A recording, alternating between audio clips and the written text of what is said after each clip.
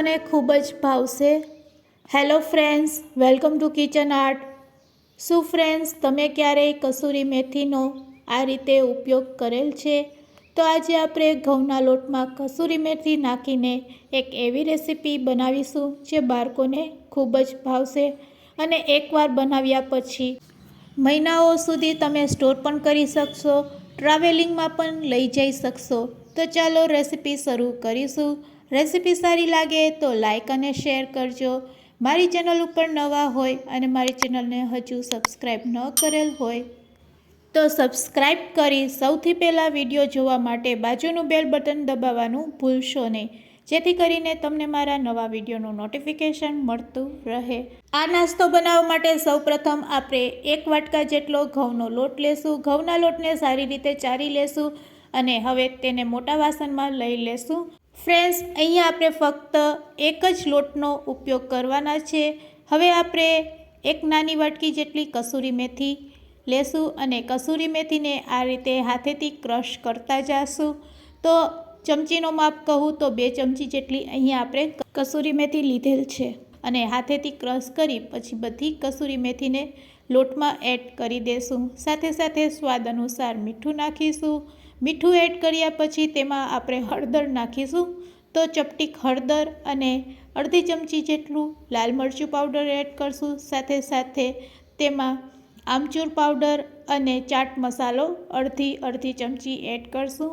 હવે 1 ચમચી જેટલા સફેદ તલ, 1 ચમચી જેટલી વરિયાળી અને 1 ચમચી જેટલું અહીંયા આપણે જીરું એડ કરશું। આ નાસ્તામાં જીરાનો સ્વાદ ખૂબ જ ટેસ્ટી આવે છે, તો જીરાને પણ આ રીતે હાથેથી મસળી અને પછી જ તેમાં એડ કરશું। હવે 1 કપ જેટલું અહીંયા આપણે તેલ લેવાના છે અને તેલને અહીંયા આપણે એડ કરી દઈશું। સાથે સાથે તેમાં હિંગ નાખતા ભૂલી ગઈ હતી, તો અડધી ચમચી જેટલી આપણે હિંગ પણ એડ કરી દઈશું, જે પાચન માટે ખૂબ જ જરૂરી હોય છે।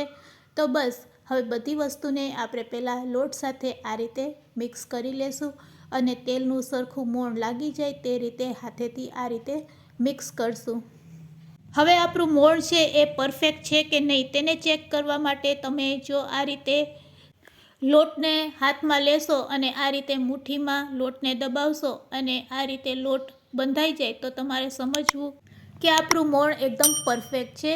હવે આપણે થોડુંક હાથમાં પાણી લેતા જઈશું અને લોટને સારી રીતે બાંધી લેશું। તો ફ્રેન્ડ્સ, અહીંયા આપણે લોટ એકદમ કઠણ પણ નહીં અને એકદમ નરમ પણ નહીં એવો લોટ બાંધવાનો છે। તો તમારે ખાસ ધ્યાન રાખવાનું, થોડુંક પાણી લઈને જ આપણે લોટને બાંધીશું। અહીંયા આપણો લોટ સરસ બંધાઈ ગયો છે, તમે જોઈ શકો છો। બસ આ થિકનેસ જ આપણે રાખવાની છે, હું તમને આંગળીથી બતાવવાનો પ્રયત્ન કરું છું।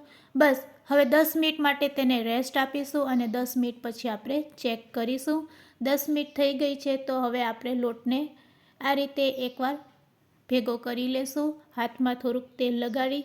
હવે ફ્રેન્ડ્સ, આ લોટમાંથી અહીંયા આપણે પૂરી બનાવવાની છે, તો તમે નાનો લુવો લઈને પણ પૂરી બનાવી શકો છો આ રીતે, પણ આજે આપણે અલગ રીતથી જ પૂરી બનાવીશું। તો તેના માટે આપણે મોટો લુવો લેશું અને બાકીના લોટને આ રીતે ભેગો કરી લેશું અને તેને ઢાંકી દેશું।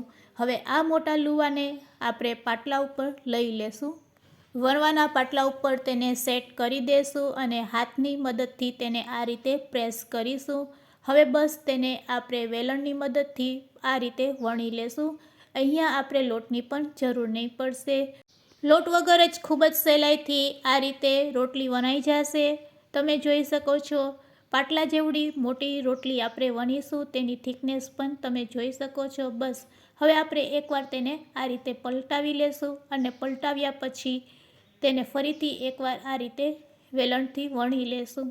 તો ફ્રેન્ડ્સ, અહીંયા પૂરી બનાવવા માટે આપણે ગ્લાસનો ઉપયોગ કરશું। બજારમાં જે રીતે એક જ શેપની પૂરી મળે છે તે રીતે અહીંયા આપણે આજે માર્કેટ જેવી પૂરી ઘરે બનાવીશું। તો બસ અહીંયા આપણે ગ્લાસનો ઉપયોગ કરીશું પૂરી બનાવવા માટે।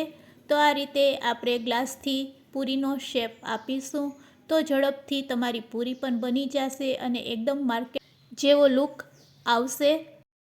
હવે વધારાના ભાગને આપણે આ રીતે દૂર કરી લેશું અને પછી ચાકુની મદદથી તેમાં આપણે કાપા લગાડીશું। તો હવે આપણે ચાકુની મદદથી તેમાં આ રીતે ઉપરથી કાપા લગાડી દેશું. તો ફ્રેન્ડ્સ, આ રીતે આપણે બધી પૂરી બનાવીને રેડી કરી લેશું. તમે જોઈ શકો છો અહીંયા આપણે પૂરીને ફૂલાવવાની નથી, એટલે તેમાં ચાકુથી કટ લગાવવા ખૂબ જ જરૂરી છે. તો અહીંયા મેં બધી પૂરી બનાવીને રેડી કરી લીધી છે. તો હવે ગેસની ફ્લેમ ચાલુ કરીશું અને એક કડાઈમાં તેલ ગરમ કરીશું. આ રીતે તેલને આપણે ચેક કરી લેશું. તો અહીંયા આપણું તેલ સરસ ગરમ થઈ ગયું છે અને આપણે પૂરીને તેમાં એડ કરતા જઈશું. પૂરી ઉપર આવે પછી જ જારાની મદદથી તેને તળીશું.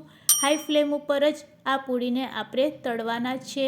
તેલ સારું એવું ગરમ હશે તો પૂરી ઝડપથી તળાઈ જશે અને એકદમ ક્રિસ્પી અને બ્રાઉન કલરની થાય ત્યાં સુધી તેને તળીશું. તો ફ્રેન્ડ્સ, હવે તમે જોઈ શકો છો આપણી પૂરી સરસ તળાઈ ગઈ છે અને એકદમ ગોલ્ડન બ્રાઉન કલરની લાગે છે. જ્યારે ગોલ્ડન બ્રાઉન કલરની લાગે ત્યારે આપણે તેને કાઢી લેશું. તો હવે તેને તેલમાંથી આપણે કાઢી લેશું. ફ્રેન્ડ્સ, આ રીતે બનાવેલી પૂરીને તમે લાંબો સમય માટે સ્ટોર કરી શકો છો અને આ રીતે બનાવેલી પૂરી બાળકોને ખૂબ જ ભાવશે. આ પૂરીને તમે બાળકોના લંચ બોક્સમાં પણ આપી શકો છો અને ટ્રાવેલિંગમાં પણ લઈ જઈ શકો છો. તો ફ્રેન્ડ્સ, આ રીતે આપણે બધી પૂરી બનાવીને રેડી કરી લેશું. તો રેડી છે અહીંયા આપણી ખસ્તા પૂરી. તેનો અવાજ સંભળાવીને પણ બતાવું છું. જો ફ્રેન્ડ્સ, કેટલી ક્રિસ્પી આ પૂરી બનીને રેડી થઈ છે. તો ફ્રેન્ડ્સ, આજની આ રેસીપી કેવી લાગી તે મને કમેન્ટ્સમાં જરૂરથી કહેજો. રેસીપી સારી લાગી હોય તો શેર કરવાનું ભૂલશો નહીં. Thanks for watching.